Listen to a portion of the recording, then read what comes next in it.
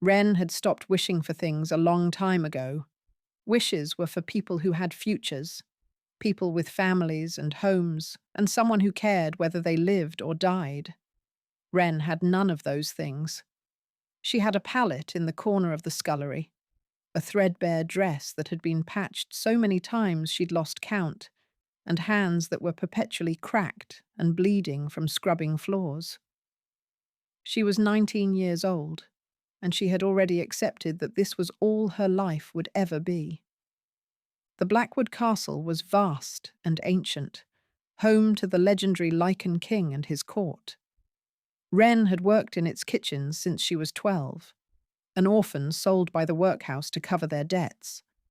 She'd learned quickly how to be useful and invisible, how to scrub and fetch and carry without being noticed, how to slip through corridors like a ghost, attracting no attention, causing no trouble. It was safer that way. The noticed servants were the ones who got hurt. She was scrubbing the great hall floor when the commotion started. Voices echoed from the main entrance, loud, demanding, important. Wren kept her head down, working her brush in steady circles, making herself as small as possible. Important people didn't see scullery maids. Important people looked right through her. But then the doors burst open, and she made the mistake of looking up. He stood in the doorway like a storm given human form, the Lycan king. She'd seen him before, of course. Glimpses from a distance, shadows passing through corridors. But never like this. Never close enough to see the silver threading through his dark hair, the hard line of his jaw, the eyes like winter ice that swept across the hall, and stopped on her. Wren's heart seized. She dropped her gaze immediately, hands trembling against the scrub brush. A mistake. She'd made a mistake. You didn't look at the king. You didn't let the king look at you. You stayed invisible, stayed safe, stayed. You! The word cracked through the hall like a whip. Wren hunched her shoulders, praying he meant someone else. Anyone else. The girl with the scrub brush. Look at me. Slowly, terrified, she raised her head. The Lycan king was crossing the hall toward her.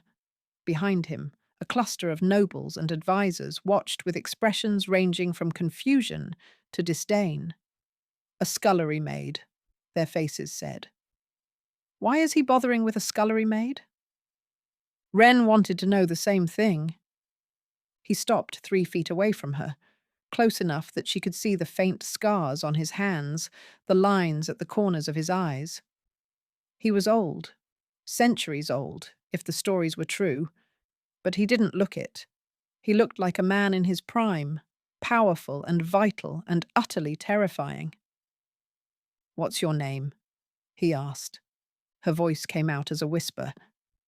Wren, Your Majesty. Wren. He said it slowly, like he was tasting the word. How long have you worked in my castle? 7 years, Your Majesty. 7 years. Something flickered in his expression. Anger, maybe, or frustration, though she couldn't imagine why. And in 7 years, has anyone ever told you that you don't have to kneel in dirty water to scrub my floors? She blinked, confused. No, Your Majesty. This is how it's done. It shouldn't be. He turned to the cluster of nobles, his voice sharpening. Who manages the household staff? A portly man stepped forward, sweating visibly. I do, Your Majesty. Lord Brennan, household steward. Then explain to me, Lord Brennan, why this girl is kneeling in filth while there are perfectly good mops in the supply closets. Lord Brennan's face went red. The scullery maids have always... It's tradition, Your Majesty. The lowest servants are still servants of this house. My house. The king's voice dropped to something dangerous. I want every scullery maid equipped with proper tools by sunset. I want their sleeping quarters inspected and improved. And I want a full report on how my household staff has been treated while I've been too busy to notice. The hall had gone deathly silent. Wren couldn't breathe. The king turned back to her, and his expression softened almost imperceptibly. "Stand up, Wren." She stood on shaking legs, water dripping from her skirt, her hands still clutching the brush like a lifeline. "You're done scrubbing floors," he said quietly. "I'm reassigning you." "Reassigning me?" Her voice cracked. "To where?" "Somewhere you'll be treated like a person instead of a piece of furniture." He glanced at the stunned steward. "She'll report to Helena in the upper household. See that it's arranged."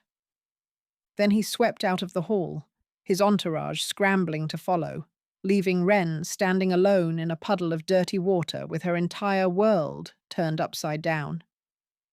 She didn't understand. None of this made sense. The Lycan king, the feared, ancient, all-powerful Lycan king, had looked at her, had seen her, had stopped everything to demand that she be treated better. Why? The answer came 3 days later. Wren had been moved to the upper household, given a real room with a real bed, assigned to help the chambermaids with lighter duties. It was more than she'd ever dreamed of, literally, because she'd stopped dreaming years ago. She kept waiting for someone to tell her it was a mistake, that she needed to go back to the scullery where she belonged. Instead, she was summoned to the king's study. She stood before his desk, hands clasped to hide their trembling, eyes fixed on the floor. He sat behind the desk, watching her with that unnerving intensity she remembered from the great hall. "You're afraid of me," he observed. "Yes, Your Majesty." "Why?" The question startled her into honesty. "Because I don't understand why you're doing this. People they don't notice me. They don't help me. They don't—" She stopped, horrified by her own boldness. "They don't what?" "They don't see me," she finished quietly. "No one ever sees me." The king was silent for a long moment. Then he rose from his desk and circled around to stand before her, not too close, not crowding her, but close enough that she could feel the warmth radiating from him. "I saw you," he said, 3 years ago, in the kitchen garden. You were feeding scraps to a stray cat, even though I suspect you hadn't eaten enough yourself. You were singing, quietly, so no one would hear. Some kind of lullaby. Wren's breath caught. 3 years ago. He'd seen her 3 years ago? "I saw you again 6 months later," he continued. "Giving your blanket to a new girl who was crying her first night in the scullery. You slept cold, so she could sleep warm." "How do you—" "I saw you last winter, when the cook's son broke his arm and everyone else was too busy to help. You set the bone yourself, bandaged it, stayed with him until his mother came." His voice softened. "I've seen you dozens of times, Wren. Every small kindness, every quiet sacrifice, every moment when you thought no one was watching." Her eyes burned. "I don't understand." "I know you don't." He reached out slowly, giving her time to pull away, and tilted her chin up so she had to meet his eyes. "You've spent so long expecting nothing that you can't imagine someone might want to give you everything." "Why would anyone want that?" "Because you're my mate." The words hit her like a physical blow. She stumbled backward, shaking her head. No, that's impossible. I'm nobody. I'm nothing. I'm just—" "You're the woman I've been waiting 300 years to find." He didn't move toward her, didn't try to close the distance she'd created. "I recognized you the moment I saw you in that garden. My wolf knew. My soul knew. But you were 16 and frightened, and I couldn't. His jaw tightened. I wouldn't approach you until you were old enough to choose freely. So you just watched me? For 3 years? I watched over you, made sure you were safe, waited until I could offer you something real instead of just a claim on your future. He spread his hands. I'm offering now, Ren. Not demanding. Not taking. Offering.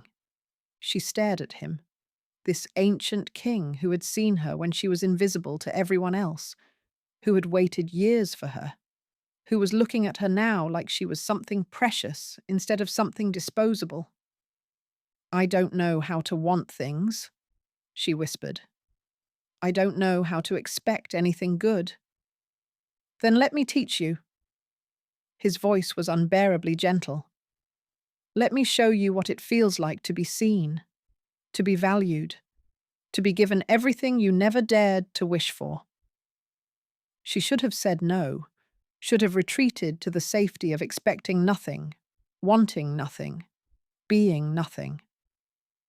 But there was something in his eyes, something patient and fierce and desperately hopeful, that made her hesitate. I don't know how to say yes, she admitted. Then don't. Not yet. He stepped back, giving her space. Just stay. Let me prove that I mean what I say. And when you're ready, if you're ever ready, you can give me your answer. He opened the door for her, a king holding a door for a scullery maid, and Wren walked out on trembling legs into a world that no longer made any sense. She'd expected nothing. He was offering everything, and she had no idea what to do with that. The gifts started arriving the next morning. First, a new dress. Not the rough-spun servant's garb she was used to, but soft wool in a deep forest green that made her eyes look brighter. Then a warm cloak lined with rabbit fur. Then boots that actually fit, without holes or patches or soles worn thin from years of walking stone floors. Wren tried to refuse them, tried to send them back with the confused maid who delivered them. But the maid just shook her head and said the king had been very specific. These were gifts, not loans. They belonged to Wren now. She didn't know how to own things. You look troubled, Helena observed. The household manager had taken Wren under her wing, teaching her the duties of an upper servant with a patience Wren wasn't used to. Is the work too difficult? No, the work is fine. Wren smoothed her hands over the green dress, still marveling at how soft it was. I just don't understand why he's doing this. The king? He says I'm his mate. But that doesn't make sense. Mates are... They're supposed to be equals. Partners. I'm a scullery maid. I can barely read. I don't know how to be anyone's partner, let alone a king's. Helena was quiet for a moment. Then she set down the linens she'd been folding and turned to face Wren fully. May I tell you something about His Majesty? Wren nodded. I've served in this castle for 30 years. I've watched Cale Blackwood rule, fight, negotiate, and lead. In all that time, I've never seen him show interest in anyone. Not romantically, not even casually. People whispered that he was incapable of love, that he was too old, too cold, too damaged. Helena's expression softened. Then, 3 years ago, something changed. He started asking questions about the kitchen staff, making sure certain servants were protected, quietly ensuring that a specific scullery maid had enough food, warm enough quarters, light enough duties. Wren's chest tightened. Me. You. He's been looking out for you for 3 years, child, without asking for anything in return, without expecting you to even know. Helena reached out and squeezed her hand. That's not the behavior of a man who sees you as a convenience. That's the behavior of a man who loves you. He doesn't love me. He doesn't even know me. Doesn't he? Helena smiled gently. He seems to know quite a lot. The king summoned her again that afternoon. Wren found him in the castle garden, standing beneath a bare oak tree with his hands clasped behind his back. The winter sun was weak, but it caught the silver in his hair and made him look almost gentle. Almost. "You're not wearing the cloak," he observed as she approached. "I'm not cold." "You're shivering." She was, but the cloak felt like too much, too fine, too expensive, too clearly meant for someone who mattered. She didn't know how to be someone who mattered. The king sighed, shrugged off his own cloak, black wool lined with dark fur, and draped it over her shoulders before she could protest. It was warm from his body, and it smelled like pine and wood smoke and something wild underneath. "I don't need," she started. "Humour me." He gestured to a stone bench nearby. "Sit, please." She sat because she didn't know how to refuse a king. He sat beside her, not touching, but close enough that she could feel his presence like a physical weight. "Tell me about yourself," he said. "Not the things I already know. Tell me something I wouldn't have seen from watching." The request threw her. "There's nothing to tell. I'm nobody." "You keep saying that. It's not true." "It is true." She stared at her hands, chapped and rough despite the lighter duties. "I've been nobody my whole life. I don't have family. I don't have history. I don't have anything." "Everyone has history." His voice was gentle. "Where were you before the workhouse?" The question stirred memories she'd spent years burying. I don't really remember. I was 5 when they found me wandering outside the city gates. No name, no family, nothing. They called me Wren because I was small and brown and made too much noise." "Made too much noise?" "I cried a lot. In the beginning." She pulled his cloak tighter around herself. "They beat it out of me eventually. Crying doesn't help anything." Silence. When she finally looked up, the king's expression was terrible. Not angry at her, she realized, but angry for her. His jaw was clenched so tight she could see the muscle jumping beneath his skin. "They beat you?" he said flatly. "Everyone gets beaten in the workhouse. It's how they keep order. It's how they break children." His voice was rough. "No one will ever lay a hand on you again, Wren. I swear it on my life." She didn't know what to say. No one had ever made her promises before. No one had ever cared enough to try. "Why does it matter to you?" she asked quietly. "What happened to me before?" "It's done. It can't be changed." "It matters because you matter." He turned to face her fully, his eyes intent. "I know you don't believe that. I know you've spent 19 years being told you're worthless, forgettable, nothing. But I need you to understand something." He reached out slowly, carefully, and took her hand in his. His fingers were warm, calloused, surprisingly gentle. "You are the first thing I've cared about in 200 years. Not because of the mate bond, not because fate decreed it, because I watched you give your food to hungry children when you were hungry yourself. Because I watched you sacrifice your own comfort for strangers. Because you have more kindness in you than anyone I've ever known, and you've shown it to everyone except yourself." Her eyes burned. "You're talking about a different person. That's not who I am." "That's exactly who you are.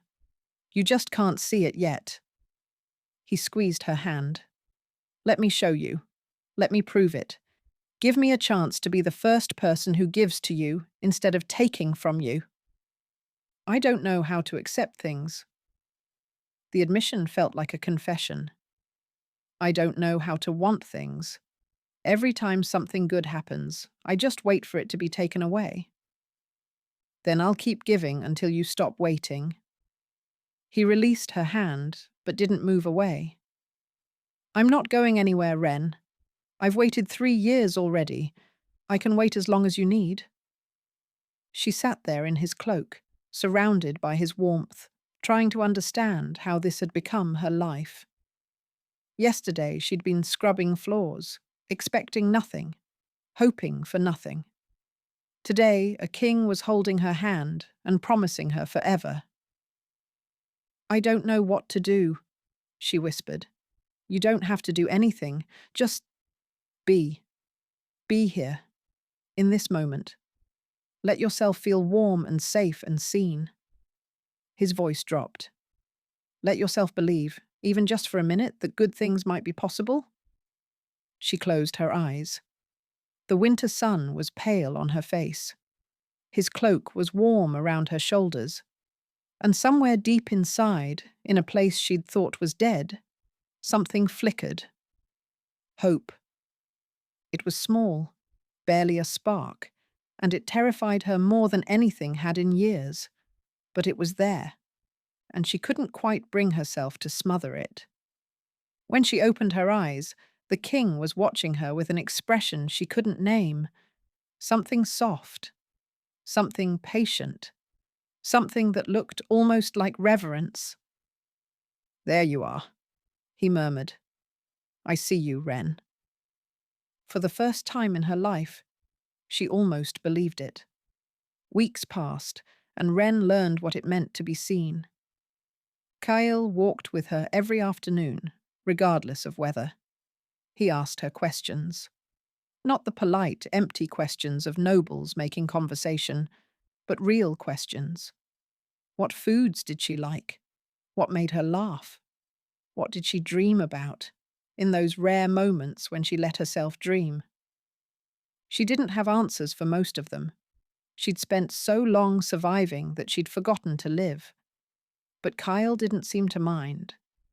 He listened to her silences as carefully as he listened to her words, and slowly, carefully, she began to fill those silences with things she'd never told anyone.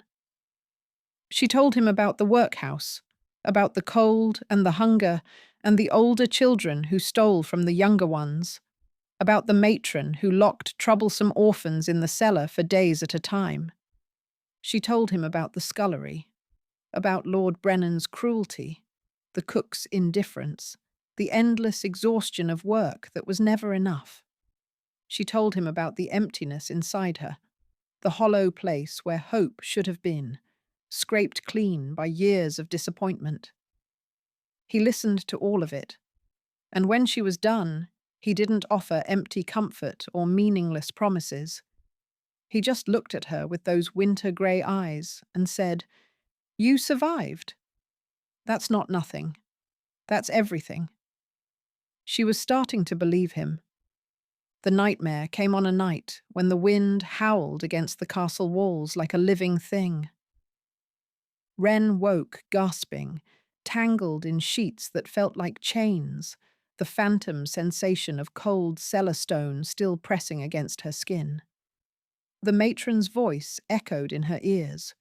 "Worthless, useless, should have left you to die at the gates." And she couldn't breathe, couldn't think, couldn't remember where she was.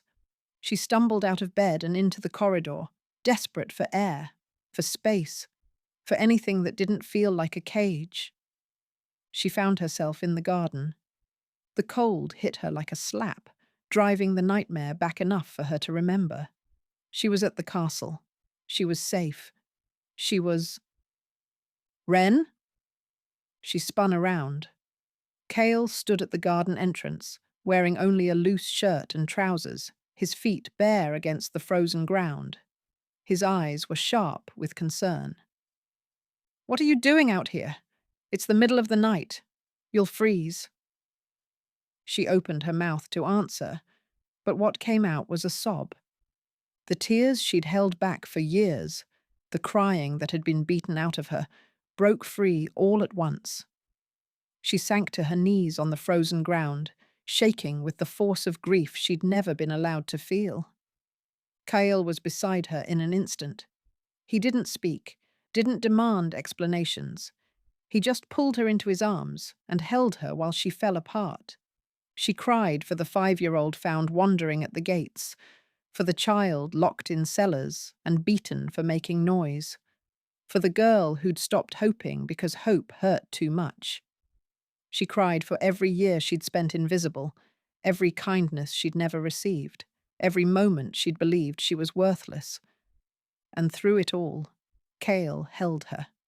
His arms were strong around her, his chest warm against her cheek, his voice a low murmur of words she couldn't quite hear, but somehow understood anyway. When the tears finally slowed, she was shaking, from cold, from exhaustion, from the raw emptiness of having finally let go. "I'm sorry," she whispered.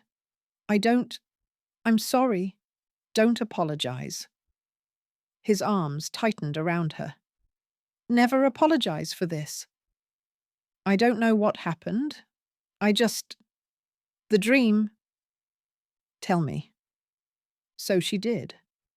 She told him about the cellar, the darkness, the days of isolation that had taught her silence was the only safety.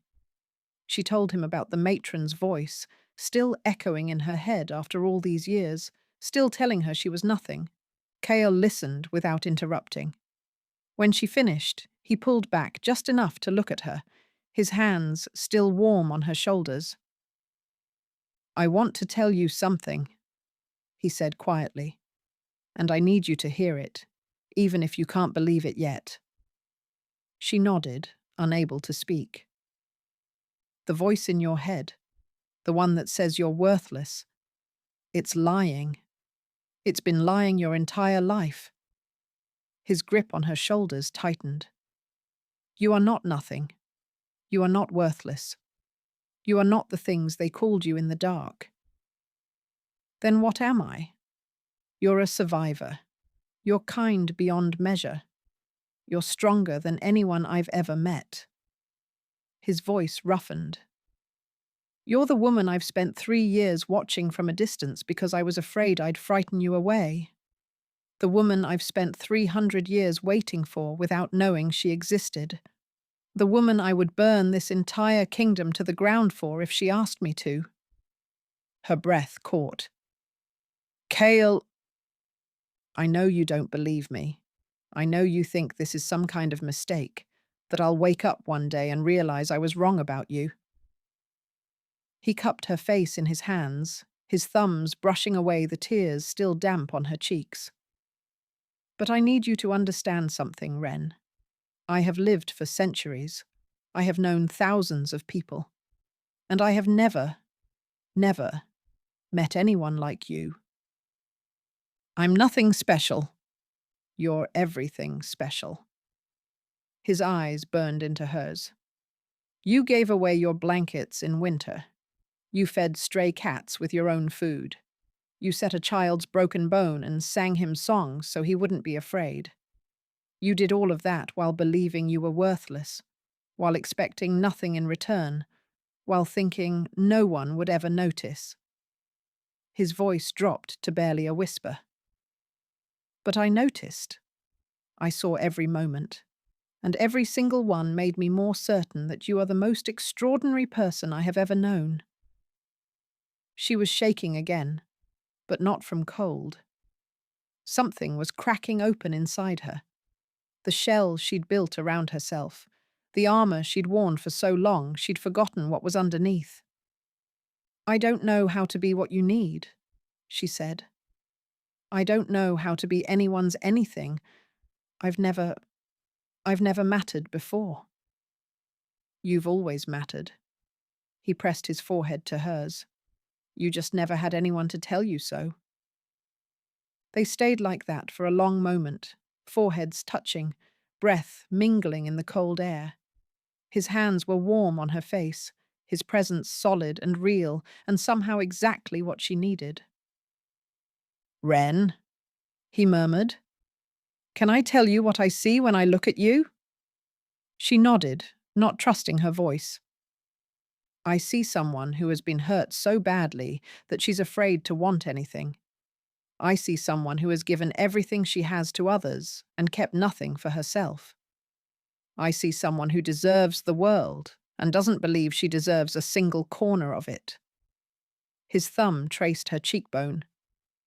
And I see the woman I'm going to spend the rest of my life proving wrong. She should have pulled away, should have retreated into the safety of her low expectations. But she was so tired of being safe, so tired of expecting nothing. "I'm scared," she whispered. "I know. I've never wanted anything before. Not really. It hurts too much when you don't get it. I know that too. But Her voice cracked. "I think I might want this, want you, and it terrifies me."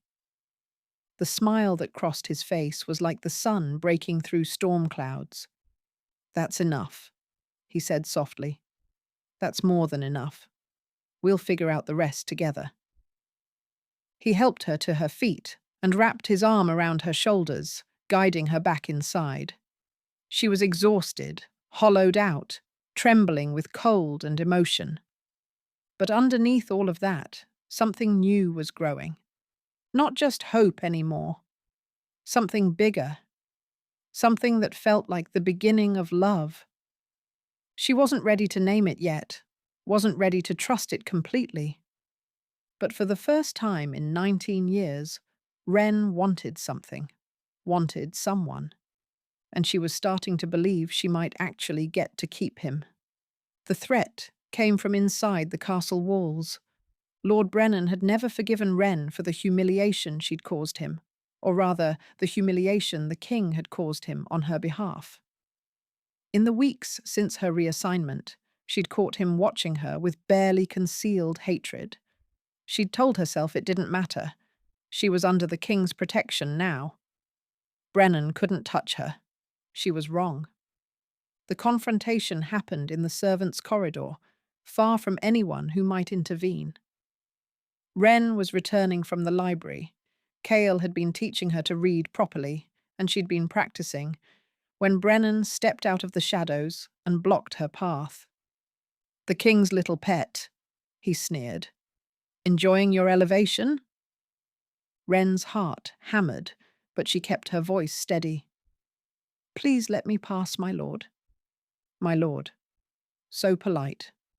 So proper. He took a step closer, and she backed into the wall. "Do you think fine dresses and reading lessons make you one of us? Do you think warming the king's bed makes you anything more than what you are?" We haven't. Please." His lip curled. "Everyone knows what you're doing. The orphan whore, spreading her legs for a crown. It's pathetic, really. He'll tire of you eventually. They always do." "The king isn't like that." "The king is exactly like that. He's had centuries of women, girl. Prettier women. Better women. Women who actually belonged in his bed." Brennan leaned closer, his breath hot and sour on her face. "You're nothing but a novelty. A charity case he's amusing himself with until something better comes along." The words hit her like blows, striking exactly where she was most vulnerable. Because part of her, the part that still expected nothing, believed him. Believed that this was too good to be true. Believed that she didn't deserve any of it. "I've sent a letter to the workhouse," Brennan continued, watching her face with satisfaction. "Told them about the scullery maid who's been putting on airs. They were very interested to learn that one of their former charges is still alive." His smile turned vicious. "They have records, you know. Records showing you were never legally released. Records showing you still belong to them." Ren's blood went cold. "That's not true." "Isn't it? The workhouse sells its orphans as labor, and they don't let their investments walk away." He pulled a folded paper from his coat. "I have the documentation right here. You were sold to this castle, not given your freedom, which means technically you're still property. Their property. The king won't let them take me. The king doesn't know about this yet, but he will. Brennan's eyes glittered. Unless you do the smart thing and leave before it becomes a scandal. Disappear tonight, and I'll burn these papers. Stay, and I'll make sure everyone knows exactly what you are. An escaped workhouse rat who's been deceiving the king for her own gain. He stepped back, tucking the papers away. You have until midnight. Then he walked away, leaving Wren pressed against the wall, with her heart shattering in her chest. She packed her bag in a daze. The green dress. The cloak Kyle had given her. A few small things she'd accumulated over the weeks. Books, a ribbon for her hair, a dried flower he'd picked for her in the garden. She should leave them behind. They belonged to the girl Cale thought she was, not the worthless orphan she actually was. But she couldn't make herself let them go. She was halfway to the servant's exit when she heard his voice. Going somewhere? She froze. Cale stood at the end of the corridor, still dressed for court, his expression unreadable. In his hand was a piece of paper that looked horribly familiar. How did you? Brennan isn't as clever as he thinks. Kyle walked toward her, each step deliberate. He sent a copy to my seneschal as insurance. My seneschal brought it directly to me. He stopped in front of her, close enough to touch. Were you going to leave without saying goodbye?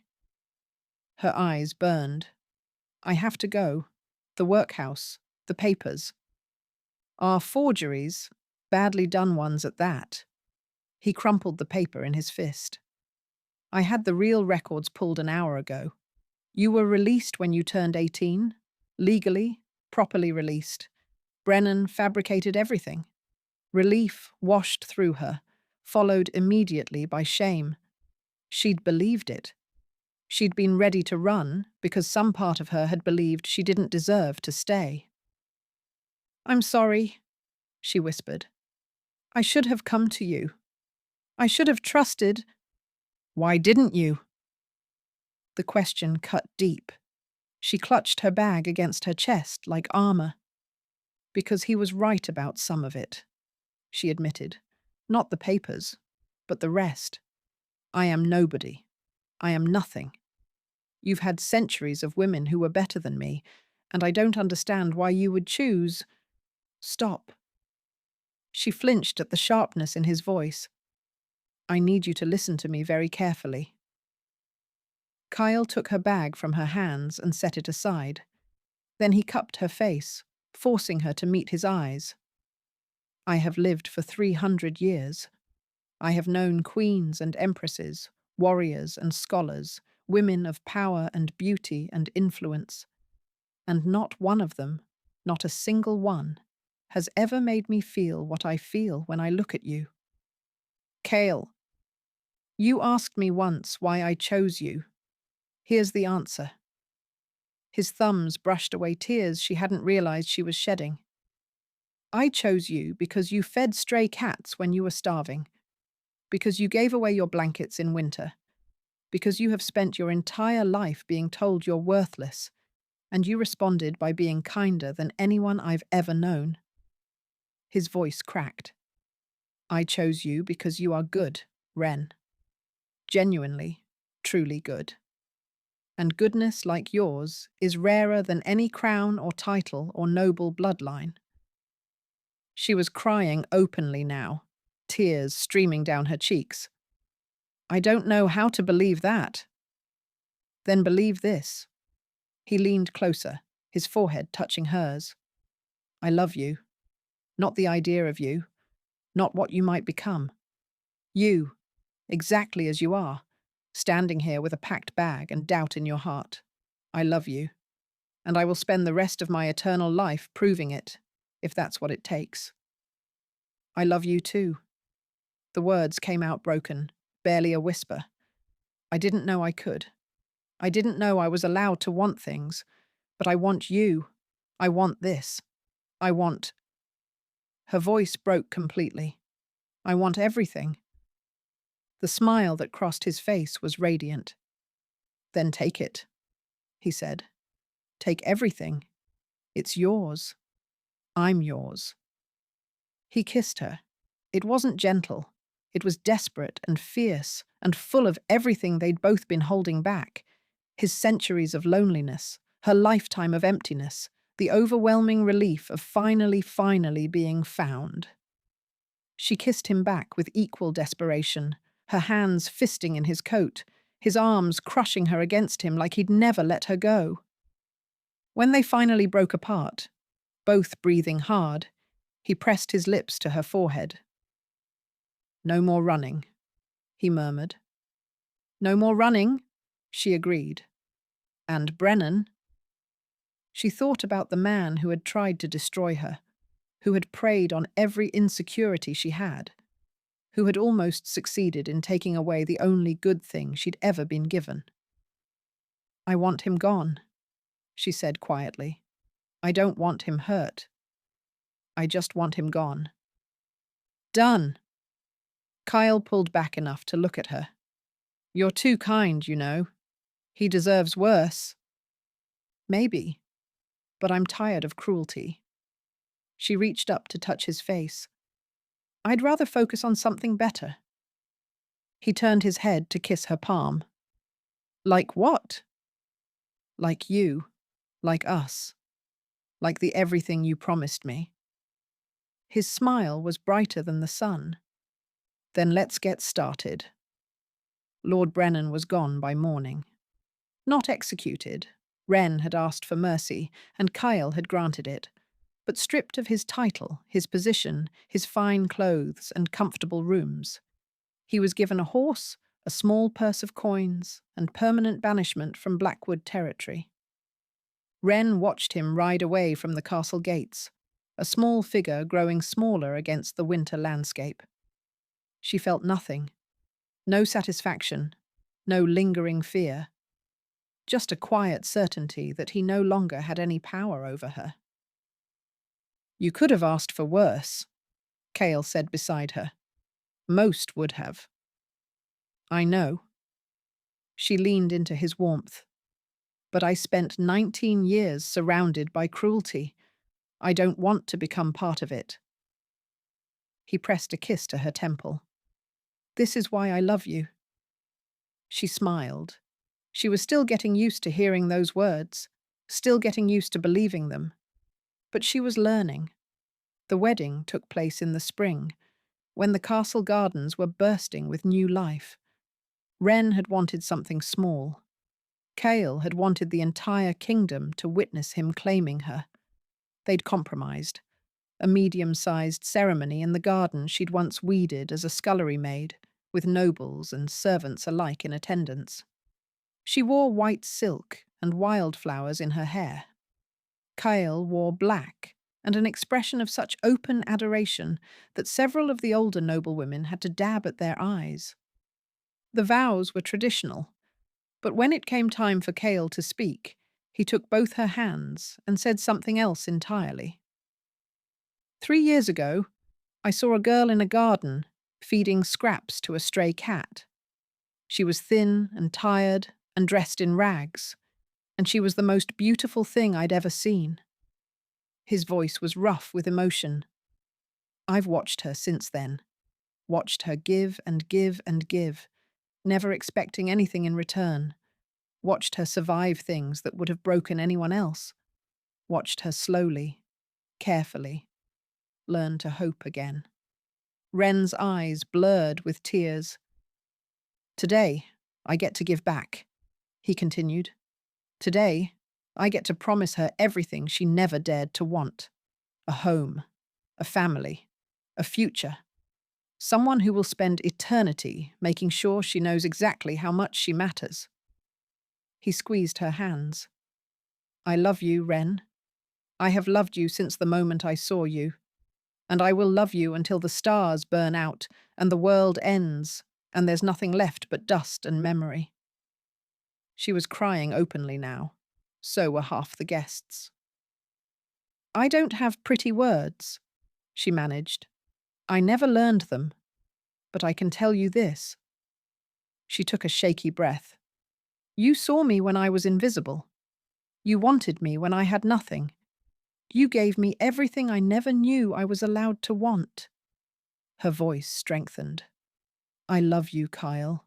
Not because you're a king, not because you rescued me, because you're patient and kind, and you look at me like I'm something precious, because you make me believe I might actually deserve to be happy."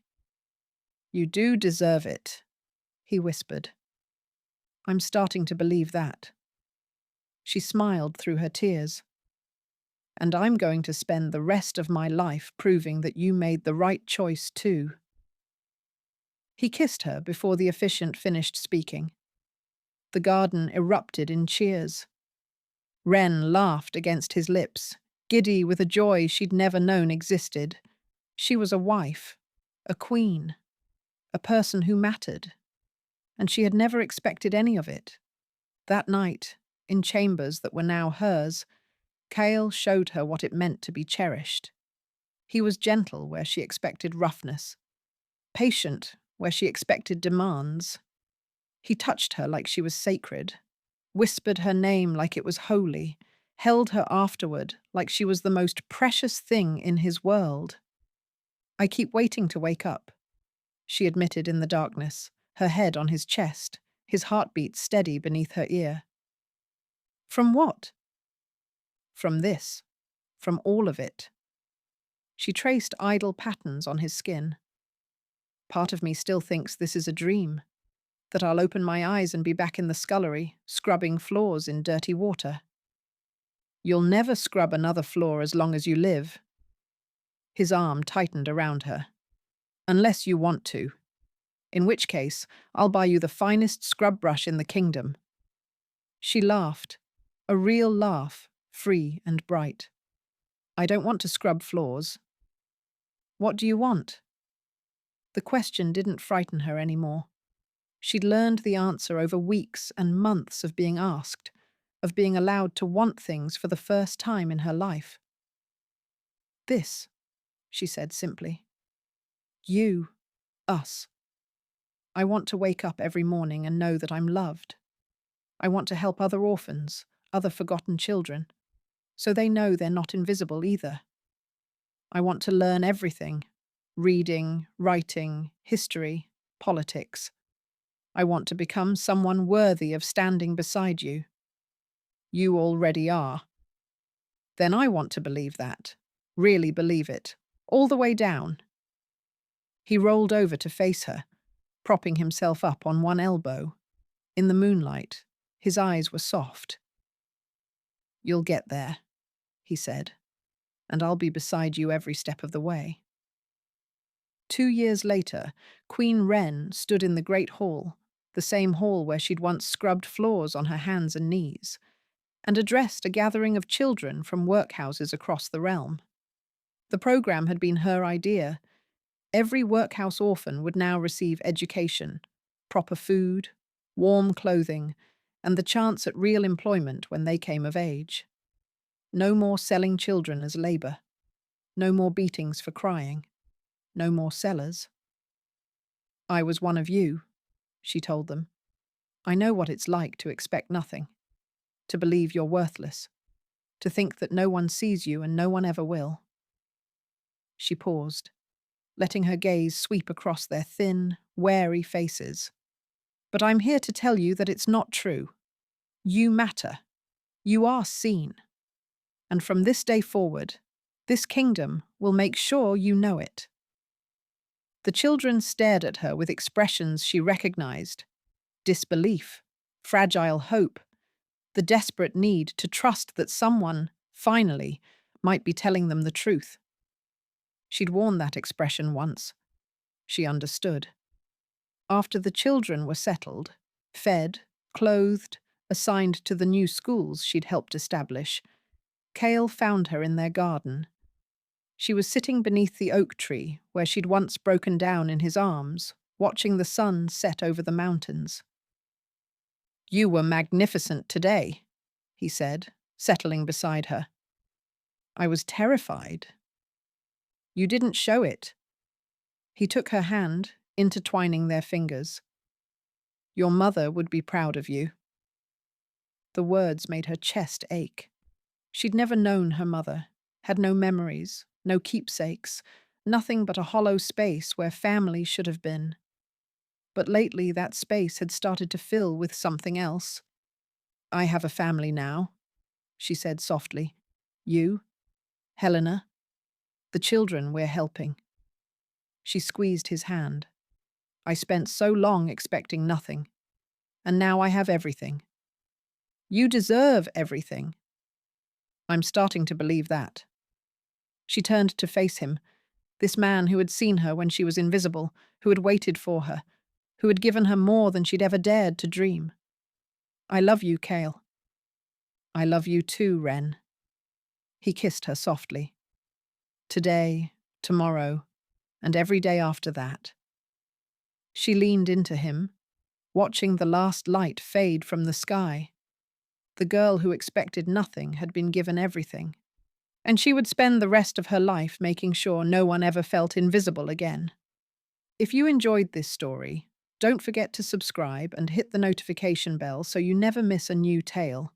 Leave a comment telling me your favorite part, and I'll see you in the next one.